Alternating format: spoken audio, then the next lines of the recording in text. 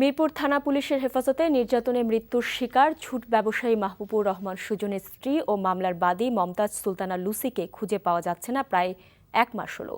তার অনুপস্থিতিতেই তার পক্ষে আদালতে আইনজীবী পরিবর্তন এবং সাক্ষ্য গ্রহণের তারিখ পেছানোর দুটি আবেদন জমা দেন এক আইনজীবী।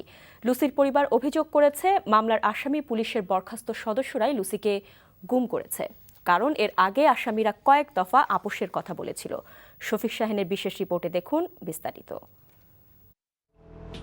পুলিশের হয়রানির ভয়ে মিরপুর থেকে ধানমন্ডিতে লুকিয়েছিলেন ঝুট ব্যবসায়ী মাহবুবুর রহমান সুজন, কিন্তু শেষ রক্ষা হয়নি।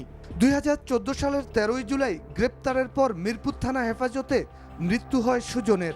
স্বামী হত্যার বিচার চেয়ে আদালতে ভারপ্রাপ্ত কর্মকর্তা সালাউদ্দিন ও এসআই জাহিদ সহ 10 জনের বিরুদ্ধে মামলা করেন সুজনের স্ত্রী মমতাজ সুলতানা লুসি। বিচার বিভাগীয় তদন্তে এসআই জাহিদ সহ 5 জনকে অভিযুক্ত করা হয়। মহানগর দায়রা জজ আদালতে বাদীর সাক্ষ্য গ্রহণের পর্যায়ে আদালতে যাওয়ার পথে গত 6 জানুয়ারি নিখোঁজ হন লুসি।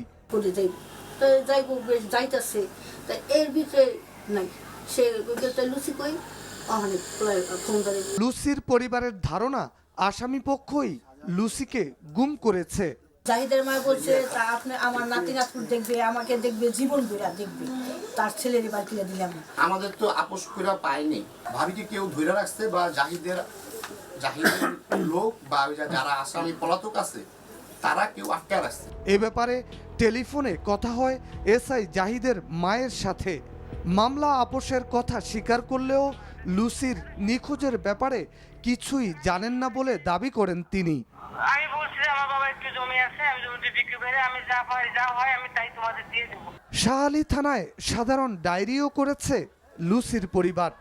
লুসিকে উদ্ধারে কী পদক্ষেপ নেওয়া হয়েছে সে ব্যাপারে ক্যামেরার সামনে কথা বলতে রাজি হয়নি পুলিশ।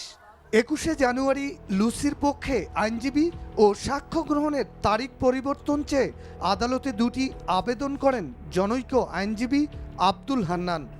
সরকার পক্ষের আইনজীবী বলছেন, লুসির নিখোঁজের ব্যাপারে তাদেরও কিছুই জানা নেই। সে যদি নিখোঁজ হয়ে থাকে সেই জন্য সে আইনে আশ্রয় নেবে। হ্যাঁ, আইনে আশ্রয় নেবে, আইন তাকে খুঁজে বের করবে। আদালতের নজরে আনবেন? অবশ্যই আনবো আগামী তারিখে। এনটিভি টিম যোগাযোগ করে লুসির পক্ষে আদালতে আবেদন করা আইনজীবী আব্দুল হান্নানের সাথে।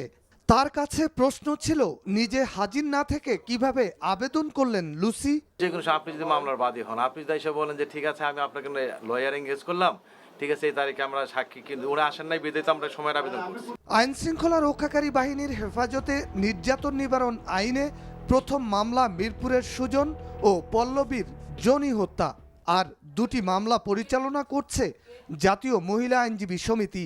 হঠাৎ করে এটা একবার পরিষ্কার হয়েছে, তাকে চাপের মুখে কোনোভাবে তাকে লুকিয়ে রাখা হয়েছে এবং তাকে তার ফোন থেকে বন্ধ। এই জন্য আমরা মনে করি এটার সঙ্গে পুলিশ সরাসরিভাবে জড়িত আছে। লুসি নিখোঁজের পর নিজেদের নিরাপত্তা নিয়ে শঙ্কিত জনির পরিবারও।